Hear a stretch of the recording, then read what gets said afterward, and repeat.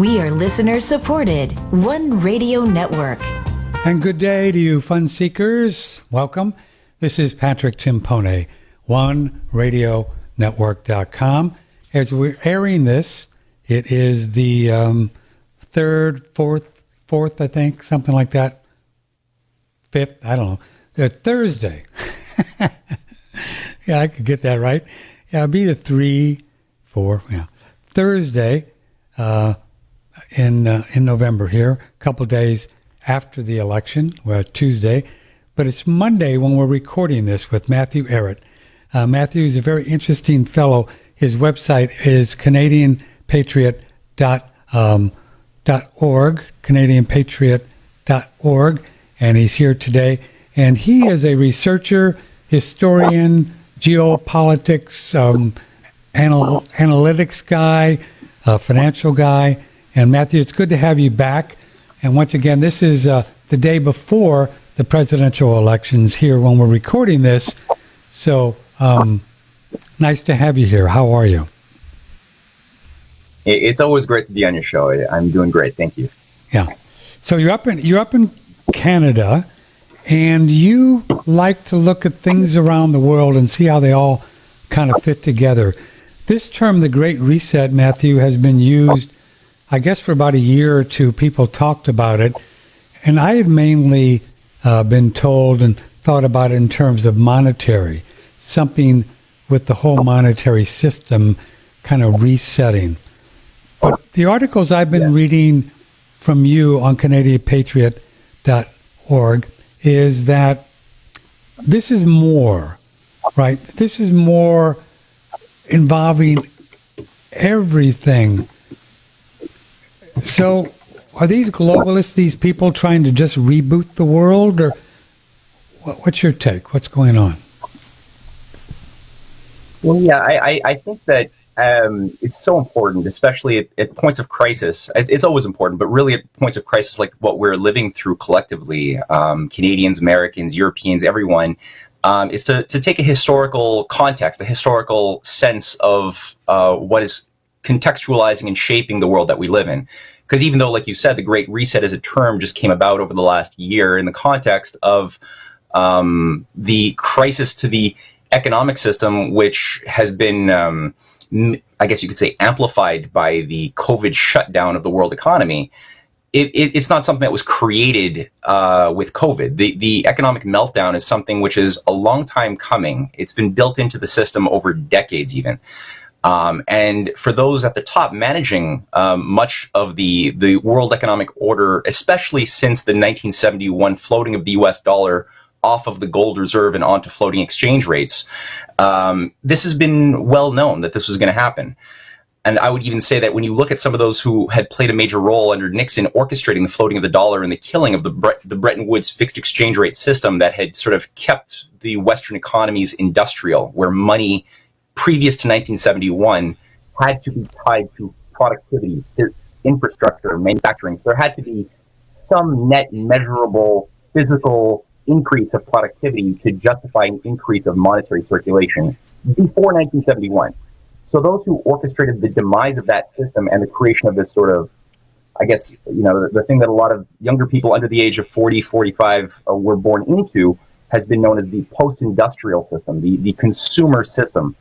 They knew that. They knew that the system that they created was a bubble intrinsically that would do nothing but collapse at a certain moment, whether it's a provoked collapse like we saw with 1929 with the concerted effort in Wall Street to blow out the economy to get a certain effect of the Great Depression and then fascism as a solution, or whether it would be by miscalculation. Either way, it was going to blow out. And so I think that a lot of the people who had created that post-1971 order had already sort of an idea of what the blueprint would be for the replacement system. And I pulled up here an article that I wrote last year on the death of Maurice Strong, who some of your readers might know as the first UN director of the first conference on population and the environment. He's a major high-level controller of the current technocracy running the world. He died recently, a few years ago, and he wrote he said in an interview in 1991 What if a small group of world leaders were to conclude that the principal risk to the Earth comes from the actions of the rich countries? And sorry, I just lost my page here. That's right. And if the world is to survive, those rich countries would have to sign an agreement reducing their impact on the environment. Will they do it? The group's conclusion is no. The rich countries will not do it. They will not change. So in order to save the planet, the group decides, isn't the only hope for the planet that the industrialized civilizations collapse? Isn't it our responsibility to bring that about? Maury Strong was also a major director of the World Economic Forum with Klaus Schwab, who, as your viewers know, I'm sure, is the organization that sprang out of the Bilderberger group meetings of the 1950s and 60s and was part and parcel of the big consolidation of the world, the post-1971 world economy, into something that was designed around a world divided by producer countries that would remain poor and as laborers, and the consumer society that would be post-industrial, like us first world nations, who would just consume but not produce. So Maury Strong is a part of this network. Klaus Schwab is currently still the head of the World Economic Forum that gave us certain things like Event 201 in November of last year, and it's the same organization that gave us the Great Reset terminology that's currently being funneled down our throats as the solution to the imminent or the change of one set of rules of the economy into something new. So, we don't know what that's going to be, but I guess you have some theories about what this something new is going to be.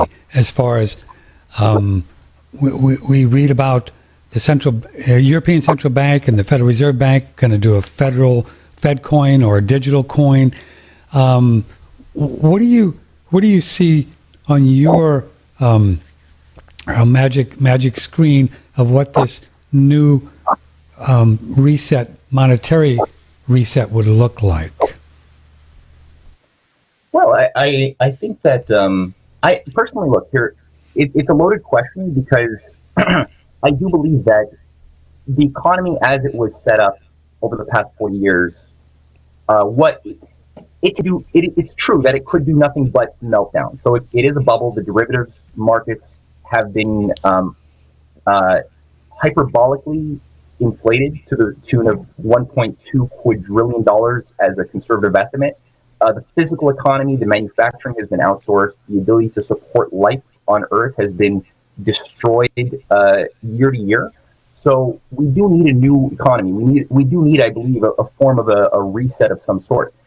What these creepy technocrats want to do for their version of what this reset is much more geared to, well, you brought the central bank, the Federal Reserve of New York, and the Bank of England, the Bank of International Settlements, and many other central banks have all promoted this idea of a digital currency to replace the current currencies in use, whether the euro, the US dollar, the Canadian dollar, what have you. Mark Carney, who is now the UN Rapporteur for Climate Action ambassador, and he's also running the Canadian economy currently, since he's been outed, or he left his position as at the Bank of England. He's been a major controller of this Great Reset, and some people have used the terminology Green New Deal as well. It's the same thing. Last wait a year minute, the Green New Deal that the Democrats are talking about in AOC and all these people in Biden. This is part of, or is it the same thing just with a different name of the Great Reset? Yeah, we skipped over that. We didn't really clarify what this is. Okay, so as the Great Reset, what to do is to say we need to have a post-pandemic world order, a post-pandemic world system, but we cannot simply have it based on a solving of the COVID-19 problem. It has to be something that now tackles climate change. Hold on a second. I lost your audio. So hold on a second. I don't know why that is. Stay right there. I got to just do something. Whoop, whoop. Oh, there it's back. Sorry. Go ahead. You know what, Matthew? Why we're taking this quick little break here? Your sound is becoming a little muffled off and on.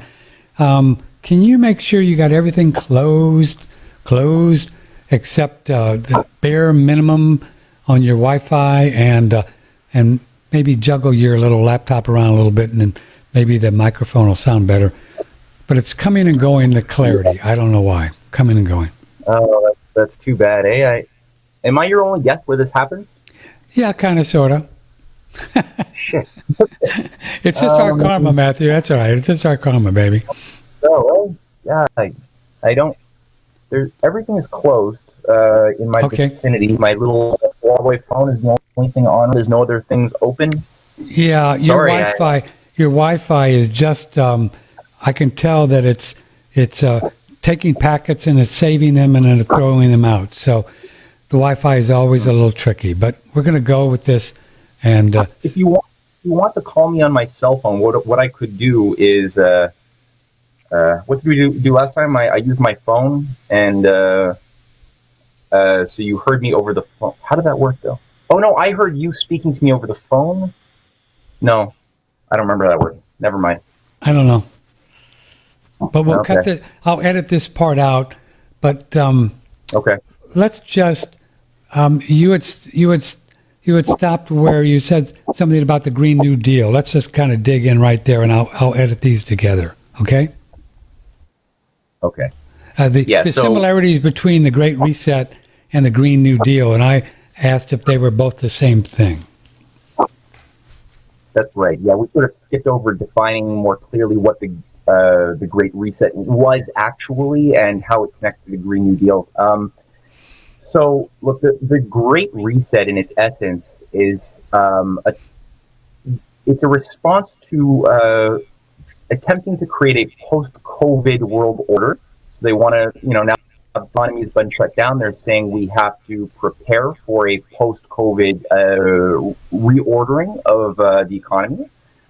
Of course, supply chains are being viciously attacked. Jobs are going to disappear that are never going to come back, yada, yada. But what the folks managing the World Economic Forum and these other central banking technocrats who are creating the Great Reset are trying to say is that it's not enough to simply deal with COVID.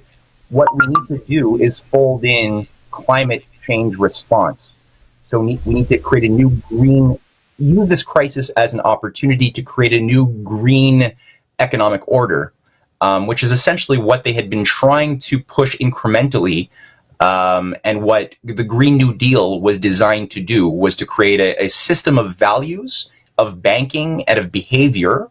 It's basically mass behavioral modification to make it profitable to invest in massive global green energy grids that they're saying would mitigate the human effects of climate change, pollution, things like that.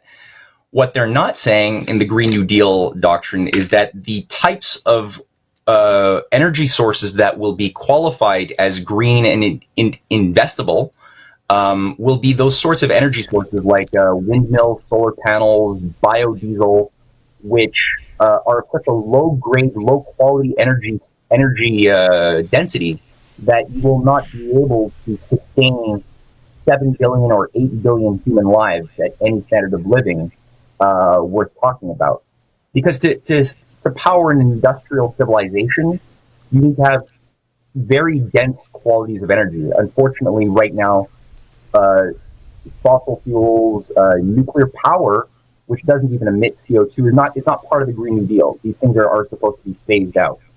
However, those are the sorts of energy densities that are needed to sustain an industrial civilization that can support people who are expected to live till 80, 90 years of age at a high quality, a high standard of living. You can't do that with windmills and solar panels. So what they're trying to do is ram through that very quickly under the cover of crisis management.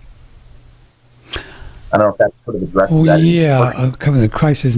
So, yeah, create the crisis and then you create a solution to it. So would that mean then that this whole COVID thing that's going on, in your opinion, is going to go on more and more? It's just not going to end. I mean, we saw where Macron is doing a whole November thing, right? Locking down the whole country. So why would they have to continue it November, December, or into 21 if they kind of got us where they want us now? I don't understand that. Well, what they're trying to do, in the context of the breakdown of the financial system, and we haven't seen anything like that yet. We're sort of living right now between two systems. It's a point of high turbulence, and there's a race for who will shape the terms of that new system. Because you have resistance, you have many nations of this world that are not willing to just sacrifice themselves on the altar of depopulation to protect the environment, so-called. And it's not really about protecting the environment. The people, just to get that clear, the people like Mark Carney, the people running the Democratic Party, Joe Biden, and many Republicans as well, frankly, who are part of this machine and gave us years of bombing of the Middle East. They don't care about the environment. They care about creating a system of controls top down, and getting rid of nation states as a unit, as a system that has been created in recent history by the people to protect ourselves from empire. That's where the nation state system came from. That's where the American Revolution founded its power, was to have systems of government not based on hereditary classes imposing their will onto the slaves, which was the case for most of human history. Certain people, like Henry Kissinger, like his masters, they look back to the days of feudalism, pre-revolution, pre-Renaissance, as a happy time when the cows, the human talking cows, knew their role. And they've always seen the last couple hundred years as an aberration, an unnatural aberration in human history that had to be reversed to bring back order. And so like Franklin Roosevelt once said, the great American president who fought against these Wall Street and London fascists in the 1930s, he said, certain people talk about a new world order, but let me just tell you, it is not new and it is not order. And people often think he was simply talking about the Nazis, and he wasn't. He knew exactly what he was talking about. And it's true. It's not new. It's basically a return to feudalism, except using some forms of modern technological controls, in the surveillance state. And it's not order. It relies upon a world of constant discord, at war, where all parts of the system are constantly at war with each other through what we see in the Middle East and Africa. So you need to have that constant conflict, because as soon as people start harmonizing their interests with their neighbors, they start realizing that they're being manipulated by common manipulators that want to keep everybody at war with each other. And this has been going on since the days of Pharaoh and Babylon before that. So I think that right now, the nations that don't want to sacrifice themselves are being represented largely by the multipolar alliance.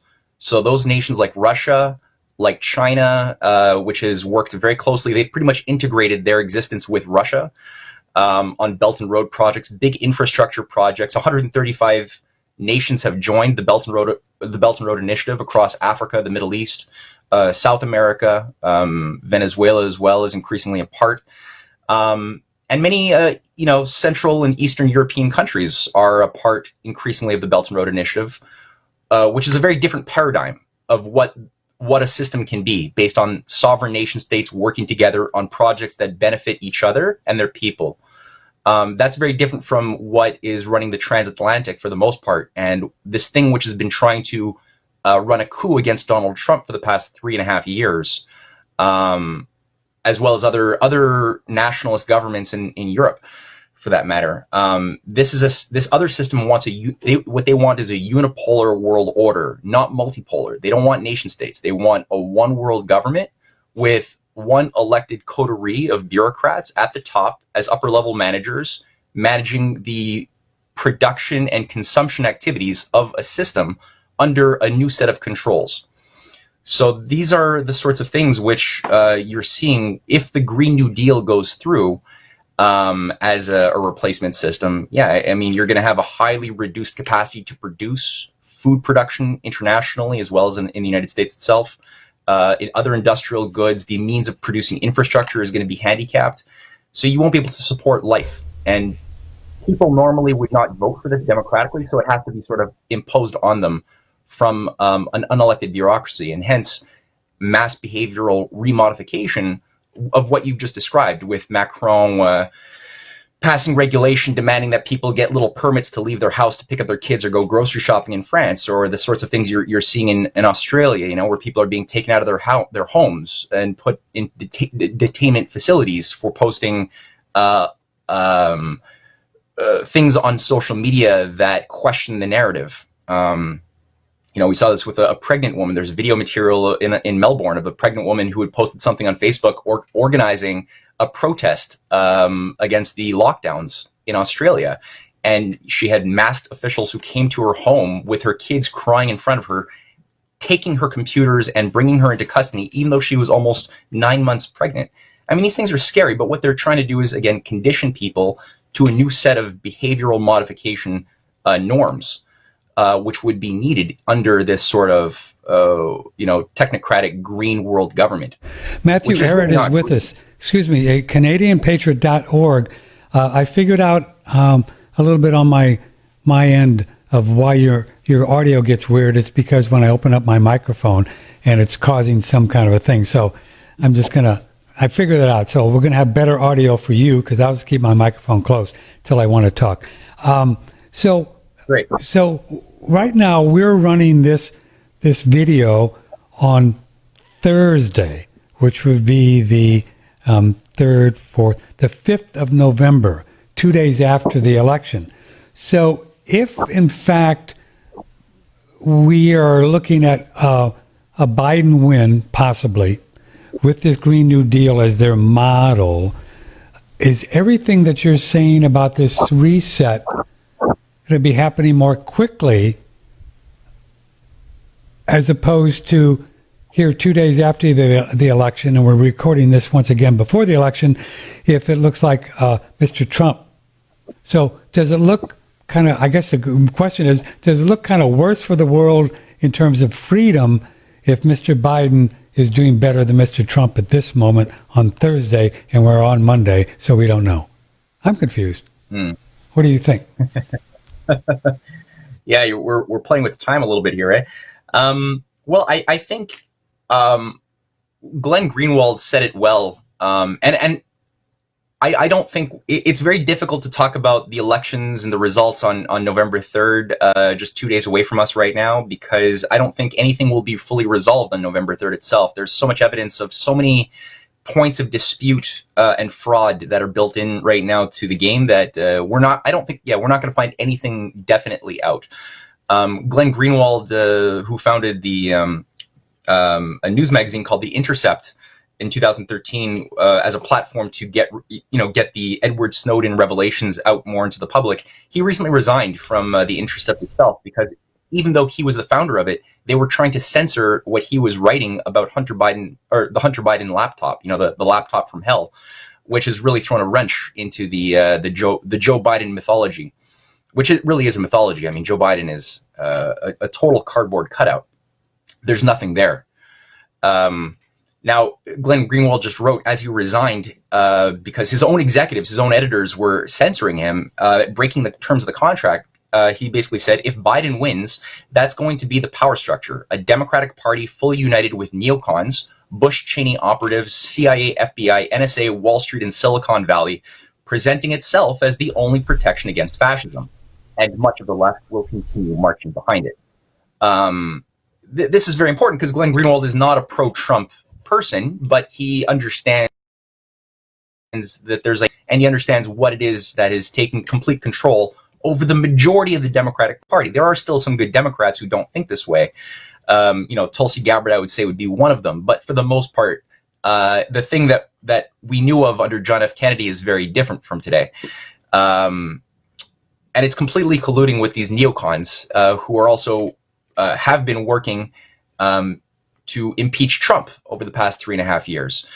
That's a whole other story. I think that right now, if Biden wins, it's going to be a lot worse, a lot faster, if that's permitted to happen. However, looking at the 2016 elections, everyone thought, that all the polls were saying unquestionably Hillary was going to win. All of the polls said that, except for maybe one or two here and there.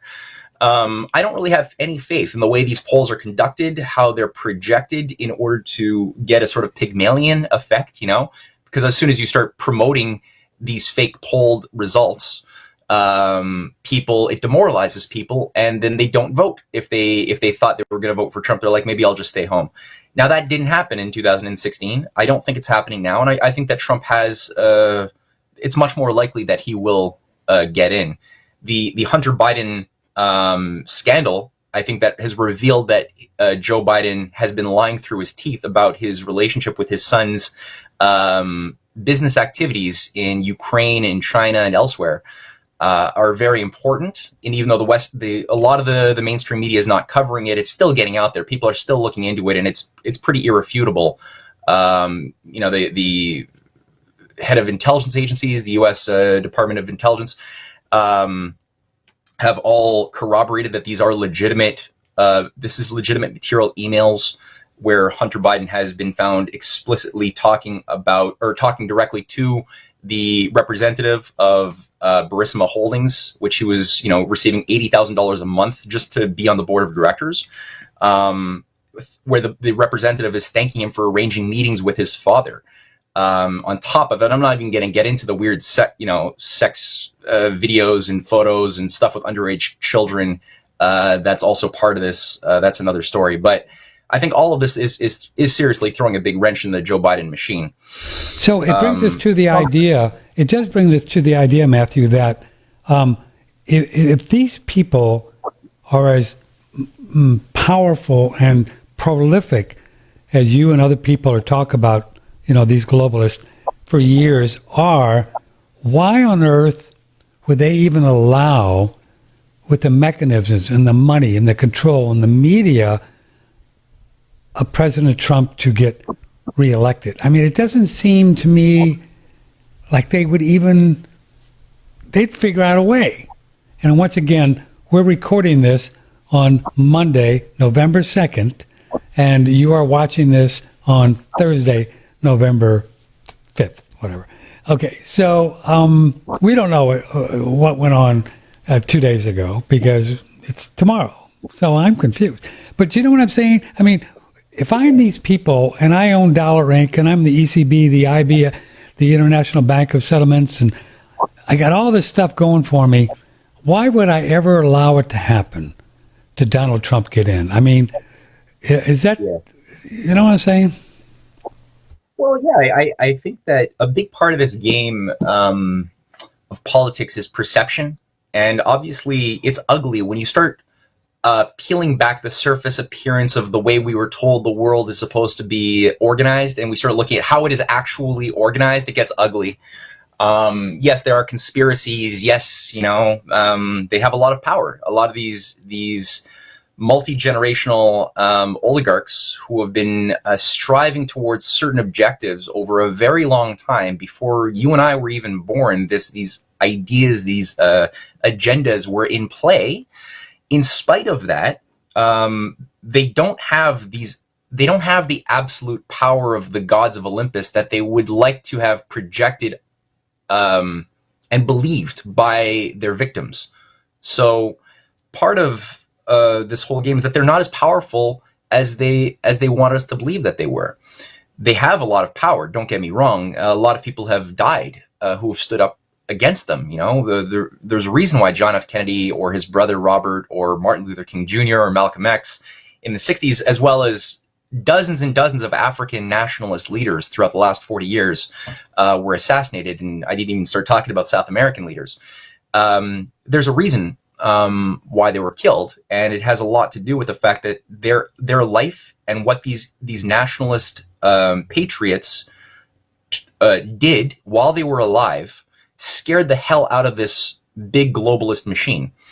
And that should be not a point of demoralization for people looking at history from the right standpoint. It should be a point of inspiration, that there's something that an individual life of a mortal, right, can wield that can scare the hell out of such an elite power structure, such that they would have to be killed because the empire is so afraid of them. There's these points of of very, very deep fear, and especially in the United States Constitution. They've been trying for 260 plus years to destroy and undo the American Revolution and the American Constitution, because it represents the first time in world history that a small colony was able to not only break free, declare independence, but to create an alternative system of government outside of the hereditary controls that had been all humanity had ever known before that. So they've been trying really hard to undo that. And, this is inspired. The American experience inspired, because there's two Americas. There's the Wall Street America, the part of the America that were aligned with certain families that wanted to stay loyal to the British Empire, that didn't really want the revolution to happen. And these are institutions that were created, like the Bank of Manhattan under Aaron Burr, that was the first sort of seed that created the Wall Street power complex, which has always been the parasite in America's underbelly, within the heart of America, since it was created at the beginning of the 18th century. And then you've had a more constitutional America. And so nations like Haiti, that ran its revolution in 1803, modeled itself on the American experience and created a constitution modeled on the American Republic. Throughout South America, there's a reason why all of the South American countries that broke free of the Habsburg Empire became republics. They didn't become parliamentary governments or kings. Everybody but Canada in the Americas, which is where I am, became republics. Why is that? And same thing for the Pan-African movements in the 20th century after colonialism. Why did they choose to become republics? And people like Kwame Nkrumah, Jomo Kenyatta, all of the Pan-Africanists, Lumumba. It's because there was something that they saw had a power within the American experience that they wanted to activate, and they saw that it could work. And the only reason why these things didn't work out the way they should have is because assassinations artificially disrupted their drives for policies that would allow them to have full spectrum developed economies.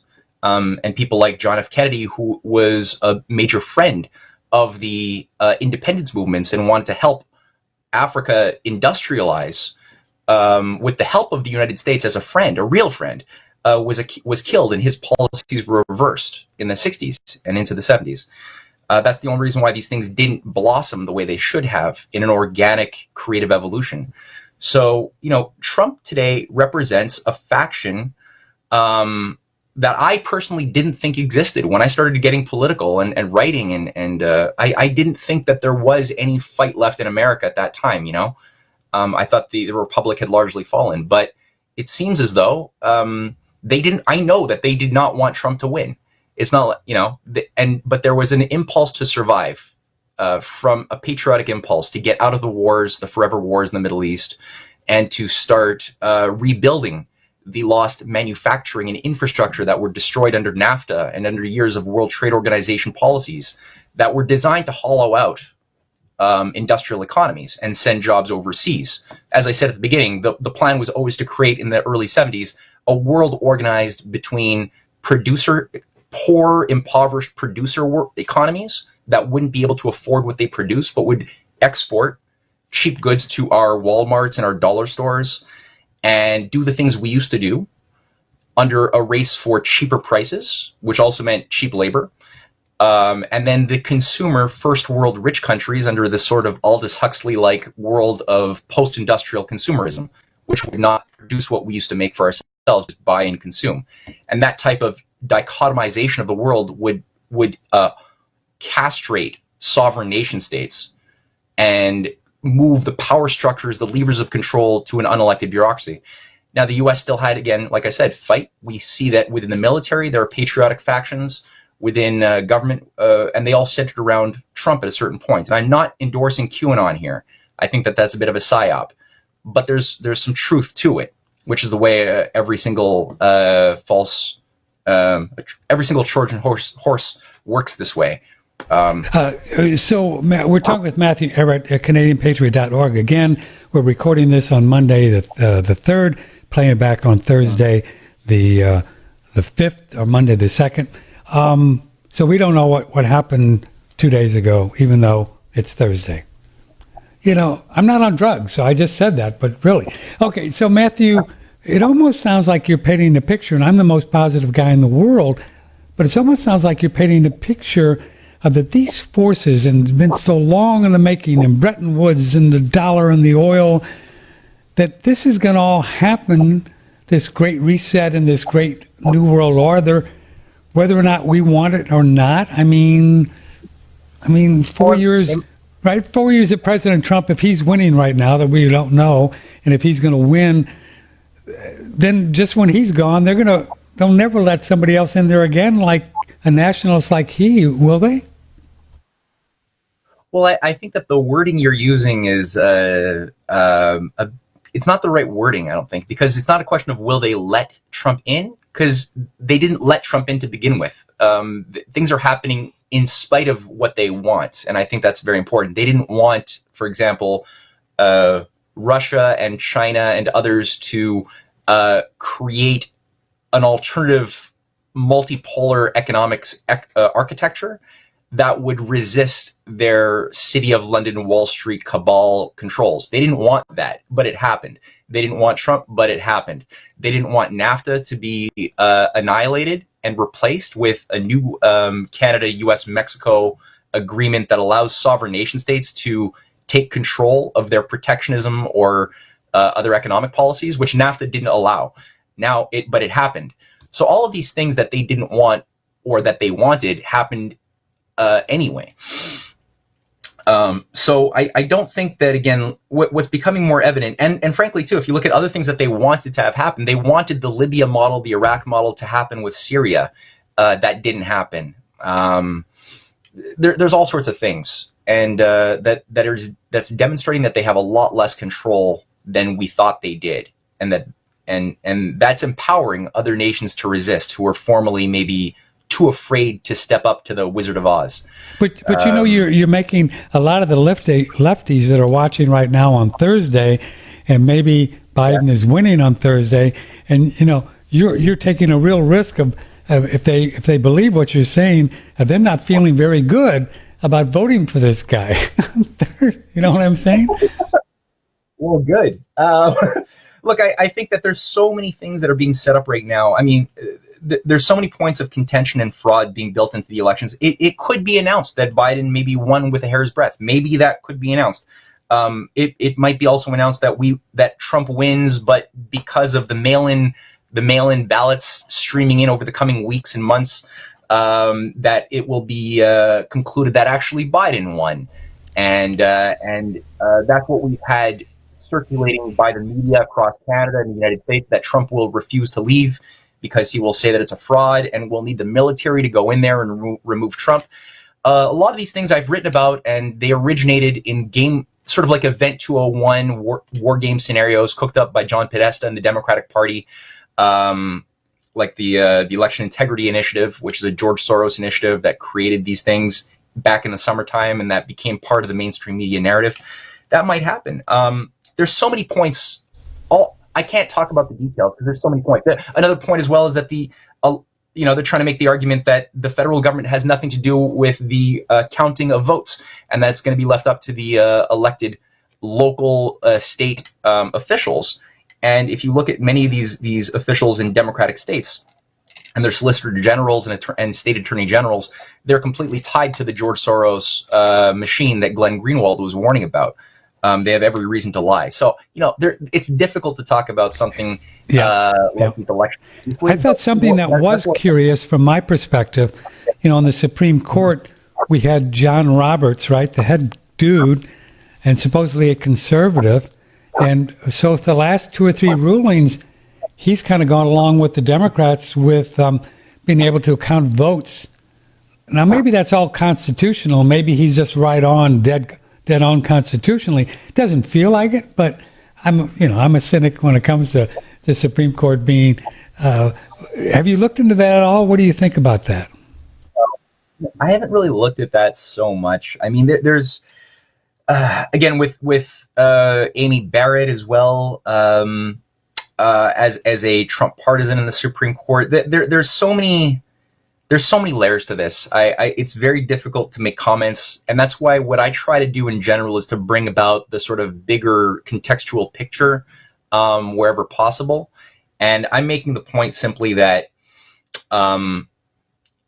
when you look at those policies over the past 50 years that have been designed to destroy America and really bring the entire world under enslavement to a financial oligarchy, these policies have only been resisted seriously by, in the case of the United States especially, by Donald Trump, through his resistance to NAFTA, his overthrow of NAFTA, the Trans-Pacific Partnership, and his push for reindustrializing America, which is, obviously, this can only happen if he really, really takes... he's got to take on the Wall Street banks in a more serious way than he's doing. I think this is a big blind spot, because this ticking time bomb of the derivatives bubble, which is ready to burst, it's something which has to be preemptively defused before it pops. Because if this is permitted to blow out, and you have a chain reaction default of the system, and it becomes very clear that all of the corporate debt, housing debt, student debt that have been insured and gambled upon under the derivative markets, which has brought in all of the countries, but it's really concentrated in America. This will unleash total chaos. And at that point, under ungovernability, all sorts of the typical rules of how politics is done goes out the window, and you have a high risk of martial law. And that could be part of the plan, right? I mean, this could be part of the plan. And we're talking, I used to know the number, Matthew, was like 200 quadrillion, or is it 2 quadrillion? I don't know. It's just a lot. It's tough because they can't even measure these things properly, you know. Like, so even experts in the World Bank who are trying to get an estimate of the amount of derivatives contaminating the world system. Get this. I mean, the world economy in measurable goods is only about $80 trillion. There's about, they say, 1.5 to 2 quadrillion dollars. Way more, but beyond anything reasonable. It's okay if you have a little bit more, because maybe you've created some extra debts to invest back into the next generation of infrastructure. Sure, you can have a little bit more, but we're talking here like 40 times more derivatives than measurable GDP in the world. And most of the measurable GDP is not even very measurable. They include things like drug production, anything that people spend on anything. And a quadrillion is 1,000 trillion, right? So there's supposedly like 1.5 quadrillion. But before we go to a break here, Matthew, Ehret, why, though, if it's all just zeros and they're just adding more zeros, what would cause the derivative bubble to blow out? And would they, the oligarchs, could they stop it? Yeah. How long do I have before we go to a break? As long as you want. I don't care. Okay. Yeah, it's going to blow out. They can't stop it. That's why the term reset was created. So they want to reset the system, and we do need a reset. These are just mostly numbers. The thing is, it's like a surgery. If you have a malignant cancer which is taken over, you've got to get that out of you. I mean, this metaphor is loose because obviously there's other ways than surgery to get rid of a cancer. But to keep the metaphor going, most of our world, we have healthy tissue, we have food production, we have 8 billion people, we have certain physical universal needs, regardless of your opinion, right? Those things that have intrinsic value that are directly responsible for sustaining human life should be protected, and that done quickly, under a firewall. But it has to be separated from the cancerous derivatives and other speculative financial assets that are not tied to anything real. There's no backing to justify most of these, and that has to be quarantined and let that just click the delete button. You gotta. People are gonna take massive losses who have way too many billions of dollars anyway. They're not going to be happy about that, but it's gonna blow either in a controlled way or in an uncontrolled way. If it goes in an uncontrolled way, that type of thing is going to be just total global pandemic. And that's sort of the thing we saw in 1929 was like several years of pain and torture in America and Europe and Canada of Great Depression. And in the context of that despair, people become very susceptible to begging for fascism as a solution to put bread on their tables. They will accept anything if you make them desperate enough and suffocate them enough. So that would be where we would go. If it's done in a coordinated way by sovereign nation states working to protect their people, which is what we're saying. I mean, look, Russia, China, India, attack them if you want to attack them, but you can't deny the fact that their economic policies are uplifting. 800 million people have been lifted out of poverty by China's activities in investment alone over the past couple of decades. Everything is if you look at how their investment activity is working, it's all towards multi-generational big projects, high-speed rail, long-term things that are going to both create profit for investors, while at the same time it will also benefit and uplift people's standards of living. And whether it's in Africa or whether it's in Asia, these are not debt traps the way we're being told by the media, which is being used to promote a war with China. The U.S. used to behave this way under John F. Kennedy, under Franklin Roosevelt, under Lincoln, when he built the Transcontinental Railway in the 19th century. Money and investment had to be tied to physical, long-term development of your nation. And if that's not done, it's not legitimate. So Trump has to. It's good that he's overthrown NAFTA and he's pushing for bringing manufacturing jobs back into America and to help America build its infrastructure. It's all well and good. He's got to do that. That's very good. No, I haven't heard anybody talking that way and acting that way in a long time in U.S. politics. But he's got to go further. He's got to really put something like, for example, Glass-Steagall. He's got to force that through into the banking system the way Franklin Roosevelt did in the 1930s, 33, to break up the speculative banks from the commercial savings banks and other things that we need to have. You got to protect them and break them up. And then you got to look at other countries that we are currently at war, at danger of going to war with, like Russia and China, and instead have a conversation with them about setting up a new conference around creating a new, you could have a new Bretton Woods, for example, based on international treaties for long-term investments into each other's infrastructure, which will both, again, be good for entrepreneurs. It'll also be good for people who need jobs, all the way down. Are there other leaders in the Trump category of vision and understanding what you're seeing around the world, or is he the lone wolf here?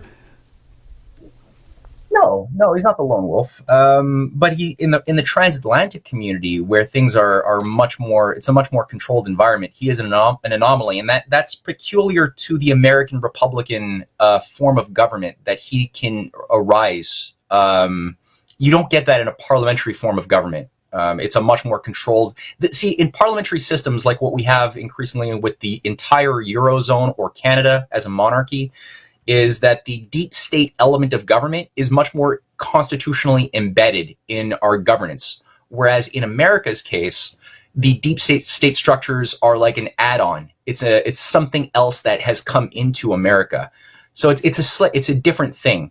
And you're not really controlled by parties. You can be, in Canada, for example, if I'm a Liberal Party member, and if I choose to obey my conscience and resist a policy from my party, I will be out of a job. I will be kicked out of the party, and that's why we have party whips keeping everybody in line. In America, I'm part of America. In the United States of America, it's different. Constitutionally, you can vote with your conscience. So if you're Republican, and we saw this with like Ron Paul or back in the George Bush days, who was against the Iraq War, even though the party might go for an unjust war like in Iraq, if you as a person with conscience chooses to resist, you can stand up and resist. You don't have to vote with the party. That's a very different system of government. It's very important that happens, and that explains why you've got the old Bush League Cheney faction of the Republicans, like John Bolton is a part of that, which is very much a very different beast than the Republicans of the Trump caliber, which is more of the type of thing we saw with, for example, like a Ronald Reagan. He's a doofus on so many things, but he's a patriot. Like Reagan was a problematic character. He didn't get economics. He liked the Austrian school. He had bad advisors, but as a person, he was not a technocrat who was into depopulation. He would have resisted those things. So Trump is sort of like that type of thing, right. That like John. It's interesting though, the power. If you look back at Ross Perot, and the word was that he was literally forced out by people who threatened his family.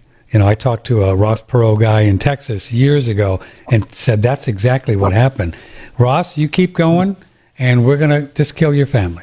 And then Tulsi Gabbard, of course, she comes out and she's very cool Democrat who really hates war. And boy, they just clobbered her. So when you own the media, it's tough, though, right? I mean, is the media control that powerful in other countries? Do you know, with the globalists? I think that what I mentioned about the multipolar alliance, like for example, on your direct question on the media control in other countries, yeah, I mean, I think anybody who looks at RT or Sputnik News and compares that to MSNBC or CNN, it's two very different worlds. And I think that in Russia, yeah, you do have a much greater degree of freedom to acknowledge spectrums of reality in your mainstream media than you do in the Western sort of establishment system, by far. I think similar things can be said in some ways in China. The thing is, it's not so much a question. I brought up before that we have two systems clashing. You have the unipolar system of one world government, get rid of nation states and reduce the world population. Then you have the multipolar system, which is a very different operating system. That's being represented primarily by the alliance of Russia and China together.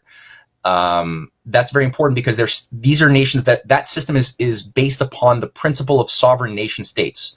Multipolarism, that's what it is. It's not no one world government. And you have the thing that mediates and harmonizes your international relations are big projects, whether it's space exploration. Russia and China have a treaty right now to work on building a lunar base together over the coming decade. It's synergistic with what Trump wants to do by reviving the John F. Kennedy manned space program with the Artemis Accords. It's synergistic, but it's not. There's still laws preventing the U.S. from working with China that were created by Obama in 2011. But these are the sorts of long-term things, big infrastructure for water projects for Africa, high-speed rail projects. I mean, the U.S. West Coast needs desalination. You could green the deserts. You could green California in ways nobody can imagine to ensure that there won't be fires. Forget about the arsonists that are being deployed there, right? But still, you do have a problem with fires. You need more food productivity. These are things that can be done through large-scale, big thinking. That's been something we've not seen in many decades, and that's why I began this interview talking about the post-industrial, 1971 system that cut our kneecaps. It broke our kneecaps as nation states because we were told that if you can't produce a monetary profit within 3 years, nothing is worth doing. That's not the way we built the Tennessee Valley Authority or the Imperial Dam, Valley, or right? Huh? Or the Hoover Dam, right?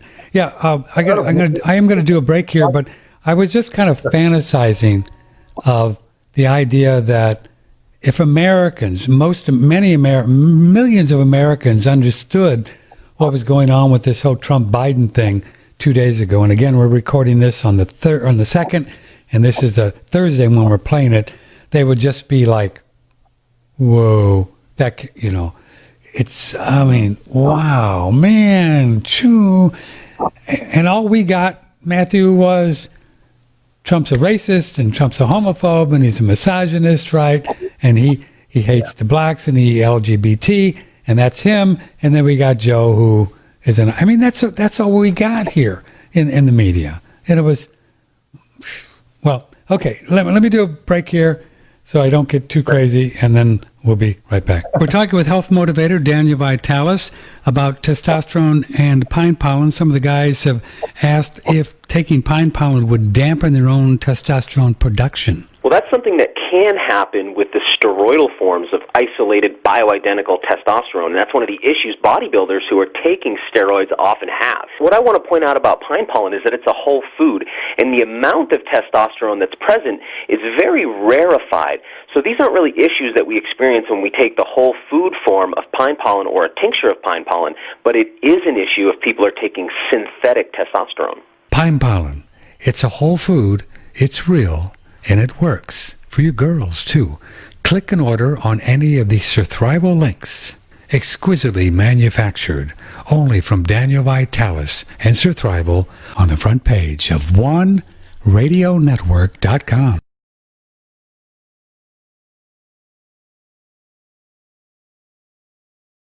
Indeed, I'm here. I was just got caught doing something else.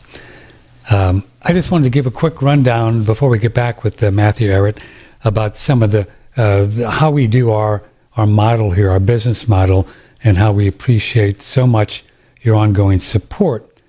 We are able to do this for a living by you purchasing products that we promote. And we're very picky about the products that we promote. Believe me, we are extremely picky. We're in our 14th year here, and we just don't, find some product and say, oh, well, we could make a 20% commission off of that. Let's sell them that. No, we've never done anything close to that. The people that we have, Daniel Vitalis, I've known Daniel for 12 or 13 years now. Colostrum, Pine Pollen. Brandon Amalani, I've known Brandon for about 10 years with Shen Blossom. George Wiseman with the AquaCure machine. I've known George for a couple of years. We do the hydrogen AquaCure machine, the aloe vera, the saunas, the rebounders. What are some of the other people that we have?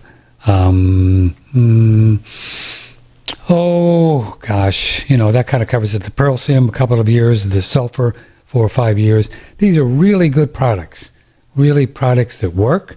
I mean, we don't make any claims, but products that you're going to probably feel something, which is kind of cool. If you're going to spend your Federal Reserve notes, such as they are, that you might feel something, they may help you to take your health to another level.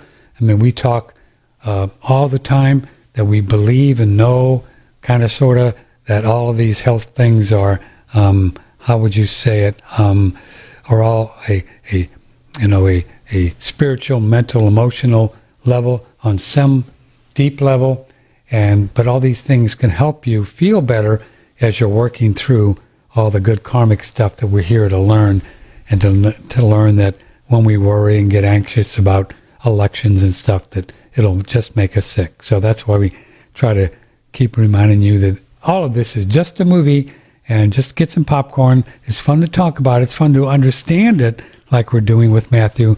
But at a deep level, the whole thing, the only thing that matters is your family, your health, and your income coming in, and your food supply, and the rest of it. Anyway, so that's just a quick rundown of why we do things and how we do things here on OneRadioNetwork.com. We are listener supported. One Radio Network. It's just great fun talking to you, Matthew. I think it's so good to get big picture, and you got all the, I don't know how you keep all this stuff straight. I tell you, it's just amazing to me. And tell folks of what they'll find on your website, this CanadianPatriot.org. Sure, yeah. Well, the Canadian Patriot site was set up in 2012. We focus on geopolitical analysis, a lot of history. You're going to find, and it's not just Canadian. So even though we began sort of with a Canadian focus a long time ago, we realized very quickly that you couldn't really know anything about Canada if you don't look at the broad global picture, since all parts are being shaped by a whole. As we know with any good piece of music, right? You couldn't just analyze a little part of a Beethoven symphony out of the context of the entire composition. So human life is like that. And so increasingly we've broadened our horizons. And if you also go to another website I recently created with my wife, Cynthia Chung, who's a fellow author at Strategic Culture with me, it's called risingtidefoundation.net. And that's a site which focuses a little bit more on culture, spirituality, philosophy, history, and science. We do lectures every week for the public. They're all free, and you can go there and explore that a bit. So that's risingtidefoundation.net, and the other one is CanadianPatriot.org. Something just came up when you talked about we've often heard about the Queen and the Pope and the Vatican and all this being as part of the big boys at the top of the food chain. Is that true, do you think? For what? I don't know. I want to get too off track here, but I wanted to ask you this for a while. Yeah, it's all connected, obviously. So, it's not off track at all. No, I think that when you get at the Queen as an institution, not as her per se, but you do have, as a objective fact of life, you have certain philosophies of governance that are centered around the idea that your right to control or right to have authority emanates from your blood. So you have certain bloodlines, and a lot of them are concentrated. The old families, the old bloodlines, you will find them in the European aristocracy. Not all of them are active, active in monarchical system positions right now. But you have a set of families, and some of them, they go back to the days of Rome, the Roman Senate, and Babylon even. That is it's not the whole picture, but it's an important part of the continuity of their shadow government. Because you have two forms of government. You got the deep state type of government, right? The type that is sort of this parasitical thing that operates with another set of ideas of self-interest, motive that are out of alignment with the general masses of humanity as a whole. And then you have the democratic systems of government that are a relatively recent innovation. We've seen examples of it attempt to make a burst of appearance into reality in ancient Athens, but it was smothered. We had little examples of it here and there throughout the 2,000 years since Athens collapsed into empire. And then we really had a big burst of empowerment after the Florentine Renaissance that created a whole new system. The idea that nation states, that law is something which only had authority if it was in harmony with God's law, and that we were made in the image of God, right? That idea was not something you had active before the Renaissance. It was always based on the rule of the strongest to impose their will onto the weaker. So that sort of thing it was always a fight to crush it out, and the Renaissance was indeed sabotaged at a certain point in the 16th century, 17th century, and certain groups maintained that fight to defend that principle that all human beings are created equal, made in the image of God, with inalienable rights that are not given to us by a powerful inbred leader, but are rather we're born with them because we're human, and we have these powers of creativity and love and reason innate within us. That is something that people like Benjamin Franklin and a lot of his collaborators believed in very deeply. And when he discovered electricity in the 1740s, 1748, he did it always it was always tied to his idea of creating and establishing a form of government that was based on natural law. So his discovery of scientific natural law and the creation of the Republican movement of that manifested in 1776, a higher form of moral government, the same coin. So all that to say, you brought up the Vatican. There's a fight within the Vatican. Currently, the Vatican has fallen, I think, from the top. So I think that Pope Francis represented a bit of a coup run by the technocratic elite. But if you look at history, there have been good popes who have resisted these Freemasonic and other pedophile things within the institutions of the Vatican over the centuries. And we could have a whole show on that. We could have a show on how one of the previous popes in the 15th century and another one in the 14th century pretty much excommunicated an entire city of Venice, which was a very evil center of power before they moved to Amsterdam and then to England. He drained the swamp. He drained the swamp. Yeah, he drained the. He drained. Let's kind of close on the whole financial end of it. We've had so many people, Matthew Ehret, that have come on our show in the last year or so, or 2 years, or gosh, even longer, that talk about central banking and fiat currencies and everything, and quantitative easing and Federal Reserve just creating and more, and now everybody's creating more dollars and yen and yuan and as you know, euros. So is it a pretty safe bet, in your opinion, knowing what you know about the financial world, that gold and silver could be good things for all of us to own a little bit of? Yeah, it's the safer bet. I mean, if you're looking at all the places where you look, it's probably the safer of any type of commodity you could invest in currently. But honestly, I try to focus more on what is money doing? Because if you have a world system where the food production is being shut down and the means of sustaining life are being shut down, you could be sitting on a whole basement full of gold, but you can't eat it. So ultimately, you want to look at what are you doing with the money, the system, and is value tied to improving activities which improve the quality of life of people or diminish it? And that's going to really determine your long-term fitness to survive as a species. Whereas I think in terms of short-term safe places to put money, gold and hard commodities are probably safer than leaving your retirement savings in RSPs tied to, derivatives or other speculative bonds that might be out there. Yeah. No. Is it what's your level of confidence, if I can put it this way, that our listeners around the world, you, me, our friends, are going to have to go through some very challenging, I don't know how to put it, times in the next few years, regardless of who wins the election this week? You know what I'm asking? I mean, is it kind of baked in the cake that we're going to have to really pony up and get stronger on all levels, do you think? All of us?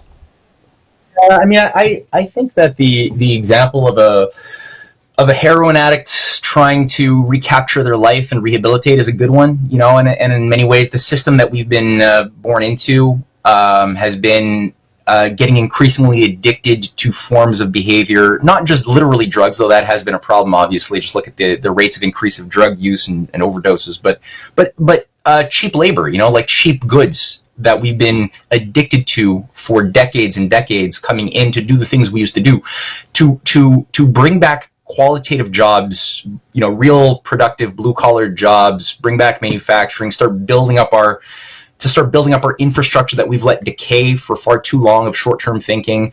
The heroin addict will go through a period of withdrawal. There's going to be some pain, but the overarching orientation improvement, people are going to start feeling hope. It'll, the time. I think it's useful to really investigate the 1933 100 Days of Franklin Roosevelt and the New Deal. How Roosevelt actually took on a war against Wall Street by passing Glass-Steagall, protecting people's savings, and he slowly began a process of healing the physical economy by building these thousands of infrastructure projects that took time. But people slowly over the 30s slowly started finding hope again. They started finding faith in their government, faith in the future, and at a certain point you get to a new platform of growth process. And I think that we need to collaborate with nations that are already doing it. So certain nations are already in that mode of long-term thinking and building real things, like China is with the Belt and Road Initiative. And I'm not saying take on the entire package of what China is doing as a government structure, that some of their things are really just for that type of, they have a different culture, a different philosophical paradigm. That's not our experience in the West. But certain practices are universal, and so we want to collaborate with that on common projects like building the Arctic. Working instead of militarizing Alaska in preparation for a war with Russia, which is what the neocons are currently pushing for, like Mark Esper and Pompeo. Don't do that. Work on Russia's developing with China and other countries rail and new cities in the Arctic. There's a lot of there. Work on economic cooperation. That's something Trump even endorsed recently, a couple of weeks ago, with the Alaska to Canada rail connection that he gave full support to. That's a good, different, healthy paradigm for collaboration. There's so many points of these things that we can work on and have dialogue with different cultures with. So yeah, I think that there's a lot of points of opening and creative exchange that could feed our recovery. We're talking with Matthew Ehret. Matthew, great being here with you. Again, just so you know, we recorded this on Monday, November 2nd. We're playing this back on Thursday, November 5th. Who knows what happened or is happening right now with this whole election thing. We did read a few days ago a couple of tweets from President Trump who said people have been kind of bugging him to fire Dr. Fauci on this whole COVID vaccine, all this thing. And he said, well, when I win, we're going to fire him. So I wonder, and I've heard of Pompeo as being part of the swamp, right? So you think if he does end up winning this week or next week or whenever the thing will be finalized, that he'll be able to go in and de-swamp a little bit? Man, I don't know about how some of these power structures and negotiations work behind the scenes. I don't know how he was able to fire Bannon but he hasn't been able to fire Pompeo, and what type of protectors Pompeo has. But yeah, sure, I God willing, and Fauci, frankly, the more you look at this guy's history record, the more you wonder how the hell he's been tolerated for so long by Trump in that position. But yeah, these guys have to wonder too, Matthew, of what kind of juice or power, mojo, that Joseph Biden has with this whole thing that has come out the last couple of weeks with his son. I mean, just irrefutable evidence of Chinese and all kinds of weird things. And the media is not even talking. I mean, whoa. And then Greenwald, boy, this guy's got to have a lot of power behind him. Oh, yeah. I mean, he's the guy's a cardboard synthetic cutout, Biden. But yeah, there's obviously a huge machine that wants this puppet in there. And yeah, we'll see. I mean, it's real. I think it's a real moral fitness to survive. Do Americans have the moral fitness to survive? The test is now. We're going to see how it unfolds over the coming weeks and months. Well, it should be pretty exciting. Well, you're fun to talk to. Thanks for being here, Matthew. CanadianPatriot.org. Matthew Ehret, Ehret. Thanks a lot. It's just always great talking to you. I appreciate you being around when we ask you to come on. It's great to be on. Thanks for having me. See you soon. Matthew Ehret, Patrick Timpone, OneRadioNetwork.com. Sorry about some of the audio kind of muffledness early on with Matthew, but I figured out it was my issue and not his, that whenever I turned on my microphone, that it made his kind of get muffled. So we're going to work on that and solve that problem. I don't know what happened with that, but something happened with it. But we'll figure it out. So I love you all very much. Again, it is Thursday when you're seeing this. I have no idea what happened 2 days ago on Election Day, as you know now, or as I'm knowing if I'm watching this. But we'll see. We'll see you tomorrow, Friday, for Open Phone Friday, which will be on November the 6th. So I love you all very much. Thanks for your ongoing support. May the blessings be. You take care of yourself. We are listener supported. One Radio Network.